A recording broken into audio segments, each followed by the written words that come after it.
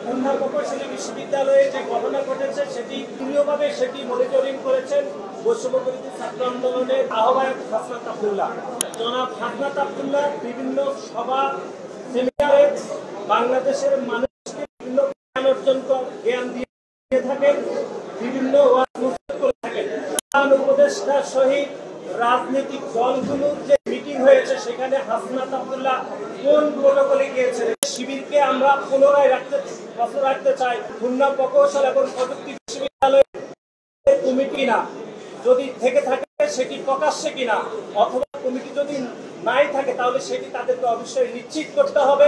5 August ছাত্র জনতার গণ-অভ্যুত্থানের আগে ছাত্রলীগের সন্ত্রাসীরা বিভিন্ন ক্যাম্পাসে মোটামুটি 3টি অপরাধ আমাদের চোখে দেখে ধরা পড়েছে। একটি হচ্ছে অনেকগুলো অপরাধ করেছে। একটি হচ্ছে জোর করে মিছিলে নেওয়া, রেস্টরুম নির্যাতন অথবা মতামত প্রকাশ করতে বাধা দেওয়া এবং অন্য ছাত্র সংগঠনের রাজনৈতিক কার্যক্রমকে বাধাগ্রস্ত করা। কিন্তু 5 আগস্ট ছাত্র জনতার গণ-অভ্যুত্থান পরবর্তী সময়ে আমরা দেখি 2টি সংস্কৃতি বিলুপ্ত ঘটেছে। একটি হচ্ছে রেস্টরুম কালচার, জোর করে মিছিলে নেওয়া। কিন্তু 5 আগস্ট ছাত্র জনতার গণ-অভ্যুত্থানের পরে আমরা অন্য সংগঠনের রাজনীতি, প্রকাশ্যে গণতান্ত্রিক রাজনীতির বাধাগ্রস্ত করার সংস্কৃতি কিন্তু এখনো চলমান রয়েছে, যেটি গতকাল খুলনা প্রকৌশল এবং প্রযুক্তি বিশ্ববিদ্যালয়ে হয়েছে। কারণ আপনারা দেখেন, খুলনা প্রকৌশল এবং প্রযুক্তি বিশ্ববিদ্যালয়ে বৈষম্য বৃদ্ধির একটি কমিটি রয়েছে, যেই কমিটি জানুয়ারির 7 তারিখে প্রকাশিত হয়েছে এবং ছাত্র শিবিরের এখানে কমিটি আছে কি বা নাই সেটি সাধারণ শিক্ষার্থীরা জানে না। আমরা শিবিরকে স্পষ্টভাবে বলতে চাই, খুলনা প্রকৌশল বিশ্ববিদ্যালয়ে ছাত্র শিবিরের কমিটি নাই, এটি শিবিরকে নিশ্চিত করতে হবে, অথবা কমিটি থাকলে অবশ্যই ছাত্র শিবিরকে সেটি প্রকাশ্যে আনতে হবে। এবং গতকাল খুলনা প্রকৌশলী বিশ্ববিদ্যালয়ে যে ঘটনা ঘটেছে সেটিকে আমরা এভাবে বর্ণনা করছি যে বাংলাদেশে বড় বড় অগ্নিকাণ্ড যখন ঘটে আমরা দেখি সেটি ছোট ছোট শর্ট সার্কিট থেকে তৈরি হয়।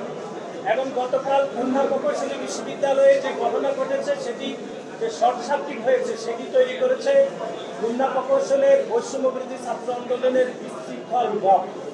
এবং এটির নেতৃত্ব দিয়েছেন খুলনা প্রকৌশল বিশ্ববিদ্যালয়ের বৈষম্যবিরোধী আন্দোলনের আহ্বায়ক ওমর ফারুক, এবং কেন্দ্রীয়ভাবে সেটি মনিটরিং করেছেন বৈষম্যবিরোধী ছাত্র আন্দোলনের সমন্বয়ক বা আহ্বায়ক হাসনাত আব্দুল্লাহ। আমরা যেটি মনে করছি সেটি হচ্ছে জনাব হাসনাত আব্দুল্লাহ বিভিন্ন সভা সেমিনারে বাংলাদেশের মানুষকে বিভিন্ন জ্ঞান অর্জন জ্ঞান দিয়ে থাকেন, বিভিন্ন করে থাকেন। জানতে চাই যে প্রধান উপদেষ্টা সহিত রাজনৈতিক দলগুলোর যে মিটিং হয়েছে সেখানে হাসনাত আব্দুল্লাহ কোন প্রোটোকলে গিয়েছেন জানতে চাই, এবং নাসিরউদ্দিন পাটোয়ারি রাজনৈতিক দলগুলোর কোন প্রোটোকলে প্রধান উপদেষ্টার সাথে গিয়ে মিটিং করেছেন সেটিও আমরা জানতে চাই। সুতরাং বাংলাদেশের সংবিধানের ৩৬তম অনুচ্ছেদ চলাফেরার স্বাধীনতা, ৩৭তম অনুচ্ছেদের সমাবেশের স্বাধীনতা এবং ৩৮তম অনুচ্ছেদের সংগঠনের স্বাধীনতা এবং ৩৯তম অনুচ্ছেদের মত প্রকাশের যে স্বাধীনতা, সেখানে বাংলাদেশের প্রত্যেকটি ক্যাম্পাসে যে কোনো ছাত্র সংগঠন রাজনীতি করার প্রকাশ্যে গণতান্ত্রিক অধিকার আছে এবং বাংলাদেশ জাতীয়তাবাদী ছাত্র দলেরও সেই অধিকার রয়েছে। এবং আপনারা জানেন যে বাংলাদেশের সরকার একটি আন্তর্জাতিক আইনে লিপিবদ্ধ রয়েছে বা অন্তর্ভুক্ত রয়েছে, যেটাকে আমরা সংক্ষেপে বলছি ICCPR, অর্থাৎ international covenant on civil and political rights. অর্থাৎ বাংলাদেশের যে কোনো নাগরিক তার মতামতের ভিত্তিতে সেই অংশগ্রহণ করার চূড়ান্ত অধিকার রাখে।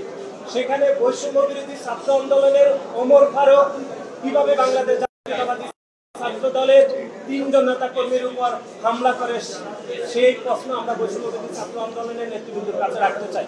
একই সাথে শিবিরকে আমরা পুনরায় রাখতে চাই যে খুলনা প্রকৌশল এবং প্রযুক্তি বিশ্ববিদ্যালয়ের কমিটি না, যদি থেকে থাকে সেটি প্রকাশ্যে কিনা, অথবা কমিটি যদি নাই থাকে তাহলে সেটি তাদেরকে অবশ্যই নিশ্চিত করতে হবে।